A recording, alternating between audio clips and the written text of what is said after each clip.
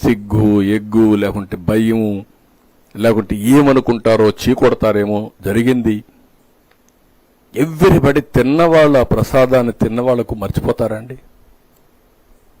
ఆ భోజనం తిన్నవాడు ఇప్పటికి కూడా గుర్తుపెట్టుకున్నారు.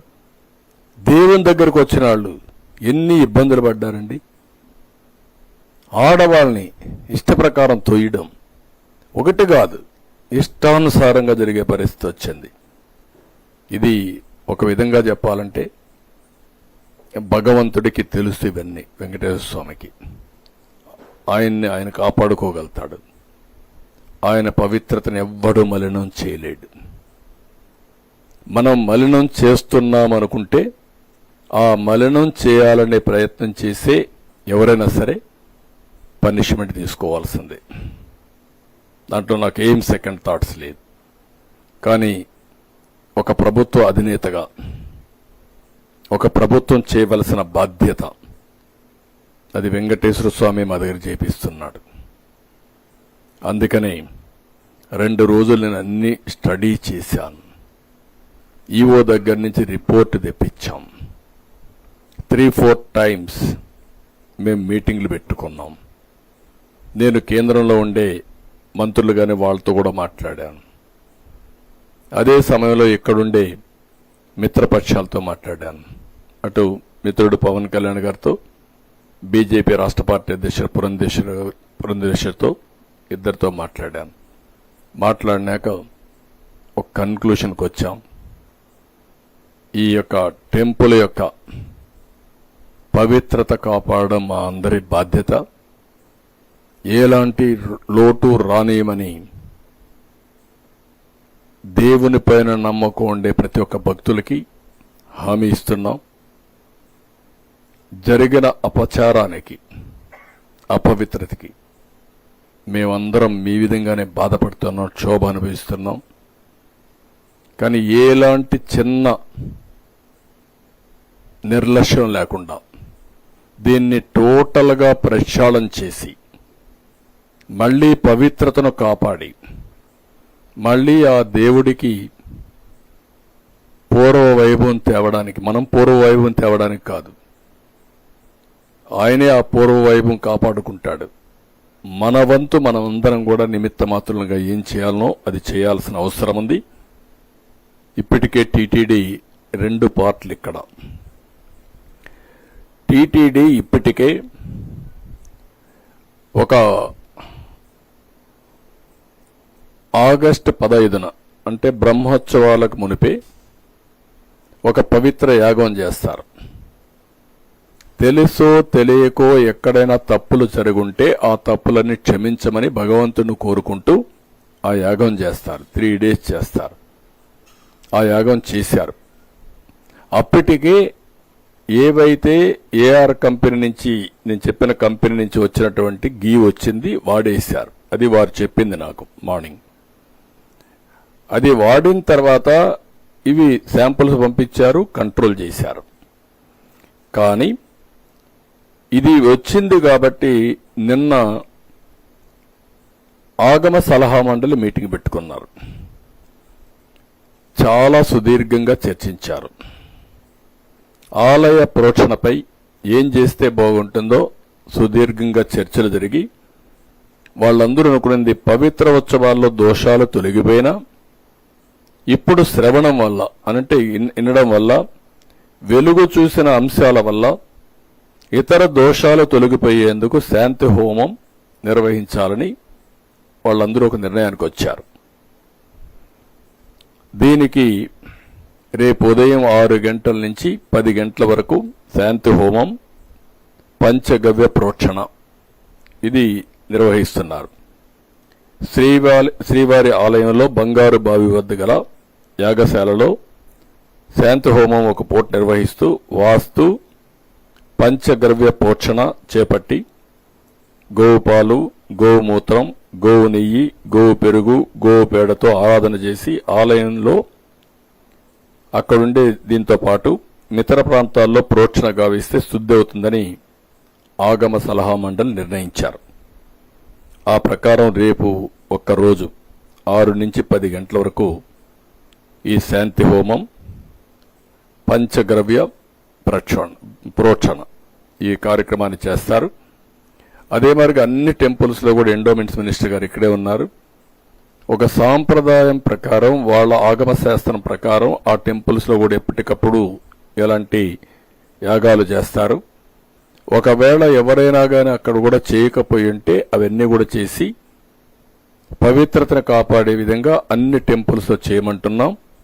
అన్ని టెంపుల్స్ లో కూడా ఒకసారి వెరిఫై చేసుకుని మనం వాడే ముడి సరుకులన్నీ కరెక్ట్ గా ఉన్నాయా లేదా చూసుకొని అన్ని చర్యలు తీసుకోవాలని చెప్పి మినిస్టర్ గారికి నిన్న మొన్న ఆదేశాలు ఇచ్చాం. ఆయన కూడా వర్కౌట్ చేస్తున్నాడు. ఆయన వర్కౌట్ చేసి అన్ని టెంపుల్స్ కూడా ఈ సాంప్రదాయాలు కంప్లీట్ చేస్తాం. రెండోది, ఒక ఐజీ స్థాయి ఆఫీసర్ ఆధ్వర్యంలో ఐజీ అండ్ అబౌవ్ ఒక సిట్ వేస్తాం, స్పెషల్ ఇన్వెస్టిగేషన్ టీం. ఈ స్పెషల్ ఇన్వెస్టిగేషన్ టీం మొత్తం ఇవన్నీ కూడా దర్యాప్తు చేసి కారణాలు, జరిగిన అపవిత్రం, మిస్యూజ్ ఆఫ్ పవర్ ఇవన్నీ కూడా అనలైజ్ చేసి గవర్నమెంట్కి ఒక రిపోర్ట్ ఇస్తారు. దానిపైన గవర్నమెంట్ చాలా కఠినంగా యాక్షన్ తీసుకొని తద్వారా భవిష్యత్తులో ఇలాంటి జరగకుండా ఏమేం చేయాలనో అవన్నీ చేస్తాం. There is no compromise. ఎవ్వరు కూడా ప్రజల మనోభావాలతో ఆడుకోవడానికి ఎవ్వరికి రైట్ లేదు. ప్రతి ఒక్క టెంపుల్కి, ప్రతి ఒక్క దేవాలయానికి కొన్ని ఆచారాలున్నాయి, సాంప్రదాయాలున్నాయి. అవన్నీ గౌరవించే బాధ్యత మనకందరికీ ఉంది. ఎవరైనా గౌరవించకపోతే పగడ్బందీ చట్టం ద్వారా మళ్లీ దీన్ని తీసుకొస్తాం. అదే మరికి చేసిన తప్పుల్ని పనిష్ చేస్తూనే భవిష్యత్తులో పునరావృతం కాకుండా ఏం చేయాలో అవన్నీ చేయడం కోసం ముందుకెళ్తాం. ఇంకొక పక్కన ఏ ప్రార్థనా మందిరాల్లో గాని ఒక మతమని కాదు, అక్కడంతా కూడా ఆ మతం వాళ్లే ఉండాలి. ఆ మతం వాళ్లే మేనేజ్మెంట్ మీద ఉండాలి. ఆ మతం మీద నమ్మకం ఉండేవాళ్లే ఆ మేనేజ్మెంట్ ఇష్యూస్ అన్ని హ్యాండిల్ చేయాలి.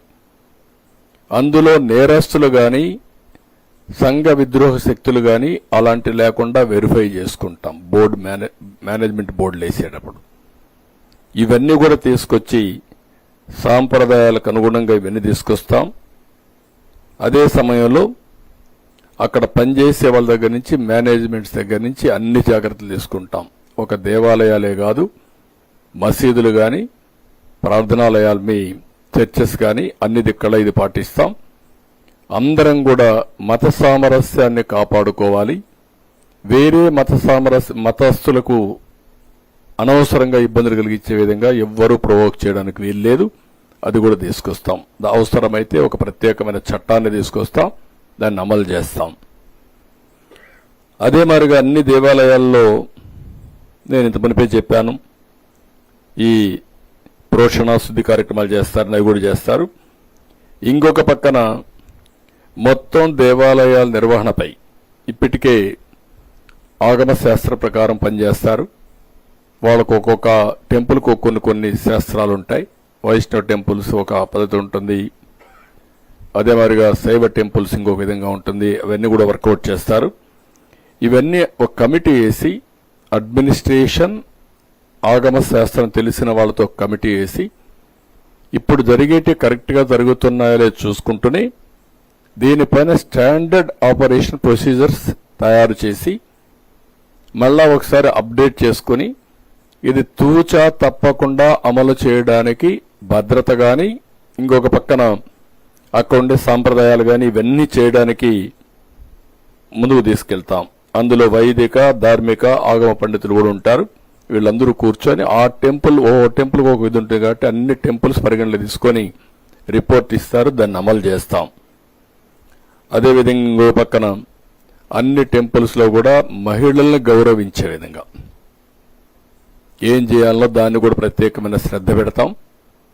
ఆ గౌరవించే విధంగా అవసరమైతే ప్రత్యేకమైన క్యూలా ఏమేం చేయగలుగుతా ఆ కొండే పరిస్థితులు దాంట్లో కూడా కమిటీకి ఇచ్చి అవి కూడా రికమెండేషన్లు ఇవ్వమంటాం. ఒక ప్రత్యేకమైన గుర్తింపు, గౌరవం మహిళలు కూడా ఇచ్చే విధంగా కొన్ని యాక్షన్లు తీసుకుంటాం. ఇవన్నీ తీసుకొని రేపటి నుంచి మనోభావాలు దెబ్బతిన్న హిందువులందరికీ విజ్ఞప్తి చేస్తున్నా. అదే మరి ఈ మనోభావాల గురించి మాట్లాడిన ఇతర మతస్థులకు కూడా విజ్ఞప్తి చేస్తున్నా. ఈరోజు జరిగింది ఒక అపచారం. తెలిసి చేసినా తెలియక చేసినా తప్పు తప్పే. దాన్ని ఎవ్వరు కూడా రెక్టిఫై చేయలేం. ఏదైతే ఈ టెంపుల్స్ లో వెంకటేశ్వర స్వామి టెంపుల్ అన్నింటికంటే, చాలా టెంపుల్స్ ఉన్నాయి మన దగ్గర, అన్నింటికంటే ఒక పెద్ద టెంపుల్, అందరూ కూడా ఆరాధించే దేవుడుండే టెంపుల్, దీని మీద ప్రత్యేక శ్రద్ధ పెట్టవలసిన సమయంలో గత పాలకుల నిర్లక్ష్యం వల్ల, నిర్లక్ష్యమే కాదు అధికార దుర్వినియోగం వల్ల అడుగడుగునా సెంటిమెంట్స్ దెబ్బతింటూ వచ్చాయి. కానీ అధికార మతంతో ఉన్నప్పుడు ఎవరూ దాన్ని చెప్పలేకపోయారు. చెప్పినా అణగదొక్కే ప్రయత్నం చేశారు. అలాంటి ప్రయత్నాలు చేసి ఇష్టానుసారంగా దాన్ని ఒక వ్యాపార సంస్థగా, రాజకీయ పునరావాస కేంద్రంగా వీళ్లకు కావలసిన పనులు చేయించుకోవడానికి ఉపయోగించుకునే పరిస్థితికి వచ్చారు. దానివల్లనే ఈరోజు జరిగి ఈ పరిస్థితికి వచ్చింది. చాలా మంది నా దగ్గరికి వచ్చి బాధపడ్డారు, ఆవేదన చెందారు. నేను అపోజిషన్లో ఉంటే చెప్పారు. ఒక విధంగా కాదు జరిగిన అపచారాలన్నీ. ఏదైనా మళ్లీ మీ మనోభావాలను కాపాడే బాధ్యత భగవంతుడి తరపున మేము తీసుకుంటున్నాం, కాపాడతాం. భవిష్యత్తులో ఇలాంటివి ఏవి పునరావృతం కాకుండా ముందుకు తీసుకుపోయే విధంగా కార్యక్రమాలు చేపడతాం.